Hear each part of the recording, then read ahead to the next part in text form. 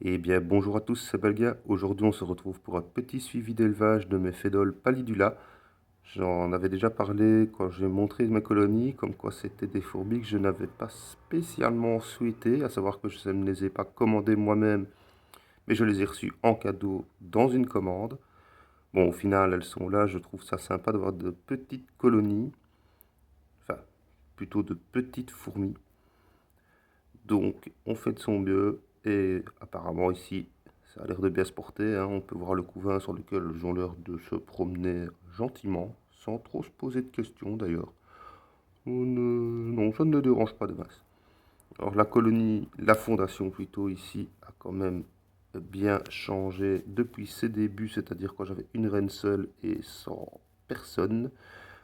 Il a fallu environ un petit mois pour voir arriver les premières ouvrières et que ça se mette en route. Ici, on peut voir, je ne sais pas pourquoi, il y a des larves qui sont foutues dans le coton. Donc il a fallu attendre un bon petit mois pour que tout arrive. Et une fois que ça a commencé, ah bah alors là, c'est devenu vraiment rapide. Elles tiennent bien leur réputation d'expansion rapide. J'attends vraiment que le tube soit bourré massacre pour les passer en nid. Je ne veux pas faire d'erreur. J'avais fait l'erreur avec une première fondation que j'avais. Je m'étais retrouvé, j'avais une vingtaine d'ouvrières. Je me suis dit que le moment était venu de les passer en nid. Car j'avais déjà entendu dire chez d'autres youtubeurs que pour les fédoles, si la vidéo voulait bien faire la mise au point, ce serait génial. Voilà, que pour les fédoles, le fait qu'il y ait beaucoup d'espace ne les stresse pas et ne pose pas de problème. Bah, au final, c'est pas du tout ce qui s'est passé. Ça a commencé à dépérir. J'ai tenté un sauvetage quand même, hein. Ça reste, même si elle n'était pas spécialement souhaitée, ça reste des êtres vivants. On n'est pas là pour tuer nos fourmis. On fait le meilleur pour nos colonies. Mais malheureusement, elles n'ont jamais voulu repasser dans un tube. Et malgré tous mes efforts, pour l'instant, elles sont toujours en nid. Il doit rester quelques ouvrières du couvain et la reine. J'espère quand même, je croise les doigts pour que tout aille mieux pour elles. Mais voilà, rien n'est sûr. Et ah bah ça me dégoûte, ça me dégoûte quand même que ça arrive. Alors je les nourris énormément de morceaux d'insectes pour celles-ci, comme pour les autres. Euh, je pense que je n'ai mis qu'une seule fois du liquide sucré sur un bout de coton-tige. J'ai tellement peur d'une noyade que j'ose pas du tout. Si vous avez des petites astuces pour ça, ou avec un petit morceau, comme le diraient les Français, de sopalin, comme nous les Belges on dit d'essuie-tout,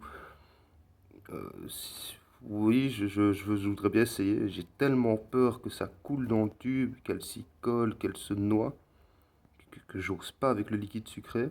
Non, je pense pas que ma technique soit si mauvaise que ça, parce que quand je vois le couvain, ça a l'air de très bien se porter. Il y a encore des nymphes, on peut voir des larves, il y a des œufs qui sont mélangés dans tout ce fatras. Une prise dans l'autre sens qui permet de mieux voir. Donc ouais, on distingue nettement qui a des œufs, qui a des nymphes, qui a des larves. La reine qui joue à cache-cache, elle n'a pas envie de se montrer aujourd'hui. Et voilà, on peut voir des ouvrières qui se portent quand même bien. On a quand même certaines qui ont de belles physiogastries. Donc ça c'est bien, elles ne meurent pas de faim, je suis assez content.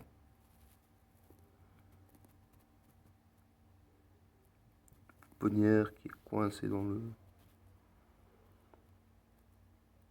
Donc voilà, c'était ma petite vidéo suivie des fédoles pallidula. On va s'arrêter là. Et je vous dis à très bientôt, un très bon week-end et le meilleur pour vos colonies et pour vous-même. Ciao ciao.